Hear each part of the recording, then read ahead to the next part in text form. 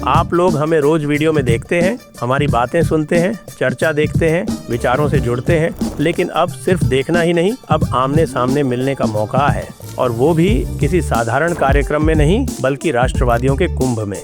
The Jaipur dialogues लेकर आ रहा है कोंकण समिट, मुंबई 21 मार्च को।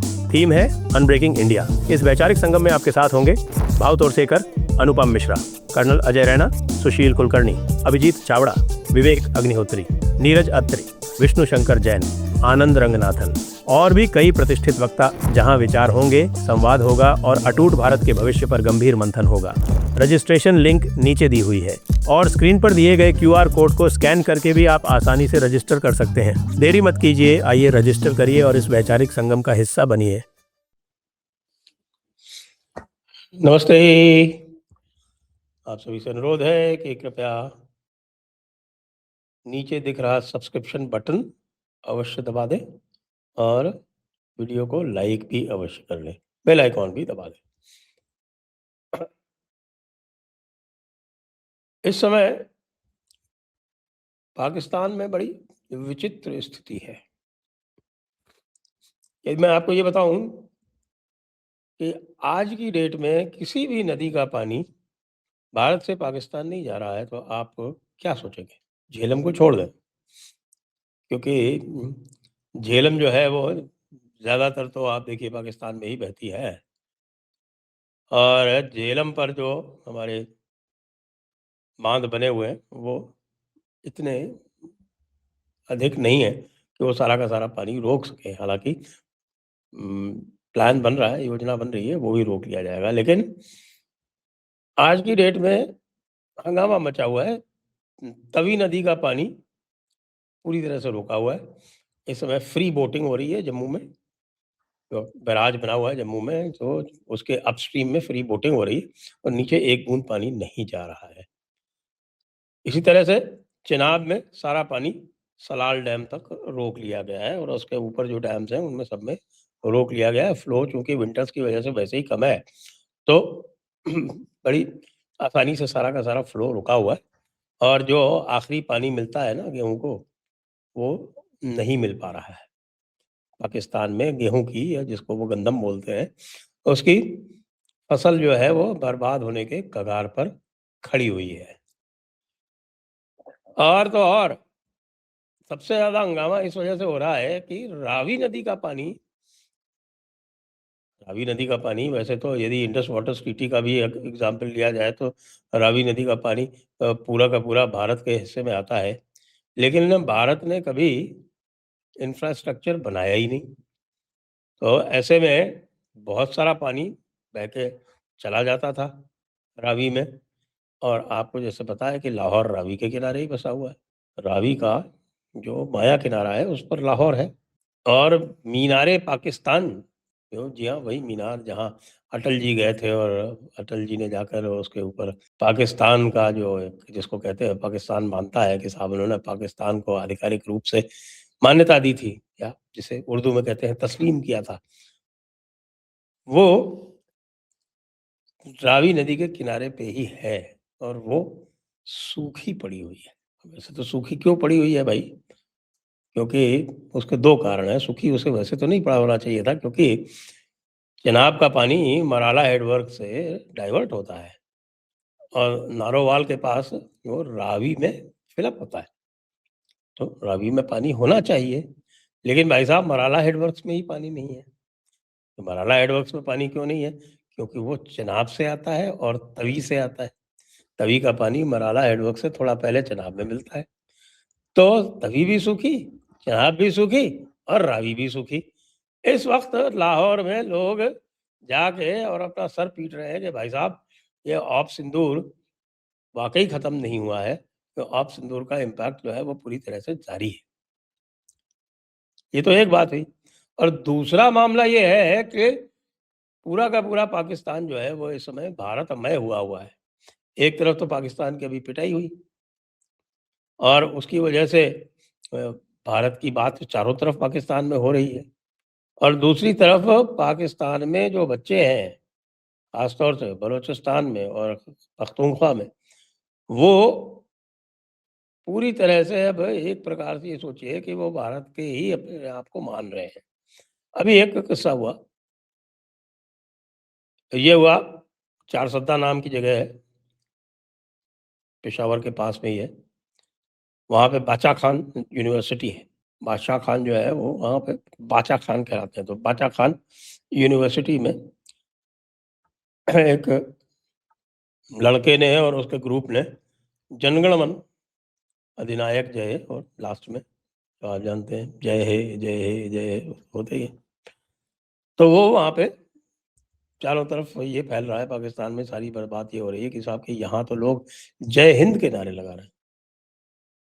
अभी-अभी हम पाकिस्तान वाले जो हैं वो भारत से हारे हैं और हमारे बच्चे जो हैं वो जय हिंद के नारे लगा रहे हैं। उधर बलूचिस्तान में और अफ़गानिस्तान में बाकायदा सेलिब्रेशंस हो रहे हैं। जम के ढोल, नगाड़े, ताशे सब बज रहे हैं और ढोल, नगाड़े, ताशे बजा के वो भारत की पाकिस्तान के ऊपर विजय का जलसा मना रहे हैं, जम के। और ये देख के हैरान है कि साहब लोग अफ़गानिस्तान वाले कहते हैं कि साहब म्यूज़िक हराम है। वहाँ भी जब क्रिकेट की बात आती है, तो वो सारी जो पाबंदियाँ हैं, वो सब मिट जाती हैं और वो जम के जश्न मनाते हैं। जश्न मना रहे हैं, जोरदार जश्न मना रहे हैं। ये अलग बात है कि जब बाद में जो रिपोर्ट हो गया, वो वीडियो वायरल हो गया, तो पहले तो उन बच्चों को निकाल दिया गया और निकाल दिए जाने के बाद में फिर उनको माफ़ी माँगनी पड़ी। माफ़ी माँगने के बाद भी उन्होंने ये कहा कि भई पूरे पाकिस्तान में सारे लोग बॉलीवुड के हिंदी गाने सुनते हैं। हमारा पूरा का पूरा क्लासिकल म्यूज़िक जो है वो हिंदी है। तो हमने यदि भारत का नेशनल एंथम गा दिया तो इसमें ऐसा क्या हो गया?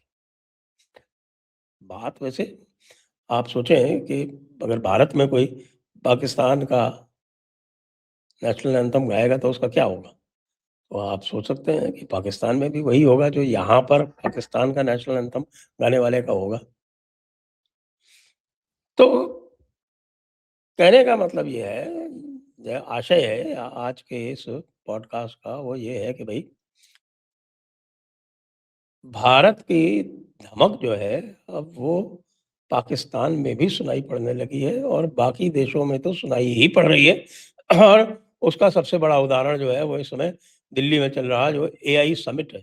आप ये देखिए कि एआई समिट को बढ़ाना पड़ गया। उन्होंने ये कल्पना ही नहीं की थी कि कितनी भीड़ इसमें आ जाएगी। इतनी भीड़ आ गई, उसका रिस्पॉन्स इतना ज़बरदस्त हो गया, न केवल भारत में बल्कि पूरे विश्व में कि उसका समय जो है वो 1 दिन बढ़ाना पड़ गया है। हो सकता है और भी बढ़ाना पड़ जाए और पूरी दुनिया से कंपनीज़ आ रही हैं और पूरी दुनिया से कंपनीज़ जो हैं वो इस चक्कर में है कि किस तरह से भारत में हमें एंट्री मिल जाए। ठीक है, हम लोगों ने उसको क एआई को थोड़ा-सा लेट अडॉप्ट किया, लेकिन कोई बात नहीं, देर आयत दुरुस्त आयत। ये अवश्य है कि भई पूरा जो एआई का जो सेटअप है, उसमें हम अपनी सत्ता कैसे बना के रख सकते हैं, हमारी टाँग ऊपर कैसे रहेगी, हमारा जो है जो इंडिजिनाइज़ेशन का गोल है, वो कैसे पूर्ण होगा, इस बात का ध्यान रखने की बहुत आवश्यकता है। और इसका भी आप देखिए प्रेसिडेंट मैक्रों आए, प्रेसिडेंट मैक्रों बॉम्बे में थे और उन्होंने जो स्पीच दी, उसका अंत कैसे किया? जय हो। अब तो फ्रांस से बाकी सब ठीक है, हमारा उनके बहुत अच्छी डिफेंस पार्टनरशिप है। लेकिन उनके जो वो वोक तौर तरीके हैं, उनसे हमारी जो है वो बनती नहीं है। हम उनके वोक तौर तरीकों की आलोचना करते रहते हैं और आपने देखा कि जो लोग बुलाए गए उनसे मिलने के लिए वो अधिकतर हमारे जो वोक्स थे उन्हीं को बुलाया गया। लेकिन वो उनकी चॉइस है भाई, उसमें हम वो किसको मिलने के लिए बुलाएँगे, ये हम डिक्टेट नहीं कर सकते। तो इसलिए जो लोग ऋचा चड्ढा के वहाँ खड़े होने से तकलीफ में आ रहे थे, उनको ये बताना पड़ेगा कि भई ऋचा चड्ढा भारत के राजदूत ने या भारत के फ़ॉरेन ऑफ़िस ने उनको सजेस्ट नहीं की, वो उन्होंने जो वहाँ का उनका खुद का कॉन्सुलेट है, उसने स्वयं ने ये प्रपोज़ किया। वो वोक लोग हैं। सारी जितनी भी वोक फिलॉसफीज़ हैं, सारी जितनी भी उल्टी-पुल्टी आपकी इंक्लूडिंग मार्क्सिस्ट फिलॉसफीज़ सबका ओरिजिन जो है वो फ्रांस है। भले ही मार्क्स रहता था लंदन में, लेकिन जो उसकी पूरी जो सारी फ़िलॉसफ़ी आई है, वो वहीं से आई है। तो वो भी आके यहाँ पे जय हो बोल रहे हैं। उधर हमारे भाई साहब ट्रम्प भाई साहब भी अब आने वाले हैं, वो कह रहे हैं भई अब क्वाड की मीटिंग करो, देखिए हमने सब कुछ ठीक कर दिया है, अब क्वाड की मीटिंग करनी बहुत ज़रूरी है, आप क्वाड की मीटिंग करें, हम उसमें आएँगे, हमारी जो है वो मित्रता जारी रहनी चाहिए। उनका जो सर्जियो गोर है, उनका जो एम्बेसडर है, वो हमारी मिलिट्री एस्टेब्लिशमेंट्स में जा रहा है। अभी वेस्टर्न कमांड में जाके विज़िट किया, उसको लेके भी कई लोग हमारे जो थे वो चिंतित हो गए।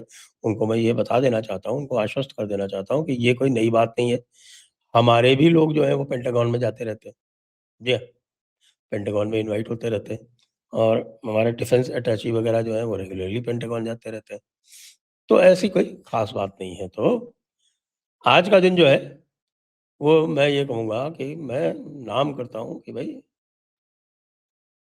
भारत का जो एक डंका बज रहा है, उधर बांग्लादेश में भी मामले सॉर्ट आउट हो रहे हैं।